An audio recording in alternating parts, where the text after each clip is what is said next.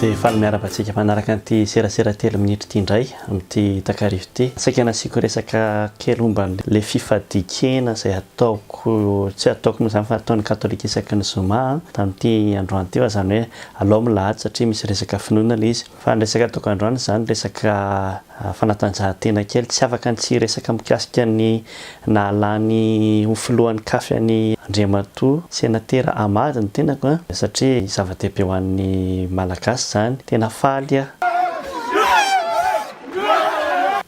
tena faly. Ny antony mahafaly anahako dia hoe voalohany indrindra aloha iny moa izany zavatra normal hoe lany izy satria efa leo an'le elabe teo isa hay atoa dia nahay nanararaotra an'le fotoana i Amady. Marina fa nisy izany niezaka nofaninana tamin'ny isa tamin'ny taloha fa tsy nahatafalazy mihitsy, fa tamin'ity fotoana ity eo amin'ilay fotoana mampangozozo tena le tadiavan'ny olona le olona isola le fiovana dia nahay nanararaotra an'izy fetsy izy dia mety izay fa ny resaka foto-kevitra mbola azo ety-kevitra satria izy ohatra miteny hoe mila fifandimbiasana, une alternance normale, un changement de génération.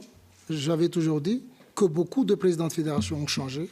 Nefa ny atao amin'ny federasiona malagasy izy tsy nanao an'izay resaka fifandimbiasa toerana izay, 4 taona izy ny tao nisy ihany ny fifidianana fa izy foana ny lany dia izy ihany koa miteny izany hoe hanatsara ny kitra afrikana dia mbola azo ety-kevitra ihany koa hoe inona izany nataony nanatsara ny kitra malagasy tao anatin'izay 4 taona nitondrany malagasy izay. Teny koa izy hoe jerevana tsara ny resaka corruption izany ny resaka kolikoly eo anivon'ny kafy dia inoko fa nijery tsara n'izay koa izy teo anivon'ny federasiona malagasy sy ny fifandraisan'ny federasiona malagasy sy ny FIFA. Nisan'iny vidéo nalaza be tamin'ny tsy tadidiko iny envoyé spécial sa inona fa izany hoe mety tantara efa mivalina iny izany matoa tsy misy miteny firy dia faly aho. Ny antony mahafaly anahy indrindrandrindra amin'izay izany dia hoe tanteraka tokoa le fifandimbiasa toerana federasiona malagasy. Raha tsy diso koa dia tokony tsy afaka hitantana ny federasiona malagasy tsony izy raha ohatra ka efa mba mitantana ny confédération ny afrikana fa asa ihany aloha izay fandihany fa izay mba faniriana hoe aloha amin'izay mba hisy fifandimbiasa toerana koa eo amin'ny federasiona malagasy, mba hisy zavatra vaovao. Mety hoe tsy izy ny tena antony nampatonga ny kitra malagasy tsy nandroso kanefa tsy fantatra izany raha tsy miala izy alohany. Rehefa miala izy dia hita indray hoe ahoana mbola mandroso ve sa tsy mandroso, dia raha tsy mandroso dia izay vao afaka miteny hoe tena tsy izy marina izany. Fa raha sendra mandroso tampoka dia afaka miteny olona hoe tena anisan'ny lesoko atao ihany izy. Izay izany ny zavatra anankiray mba tiako zaraina amintsika amin'ity fahaverikany faly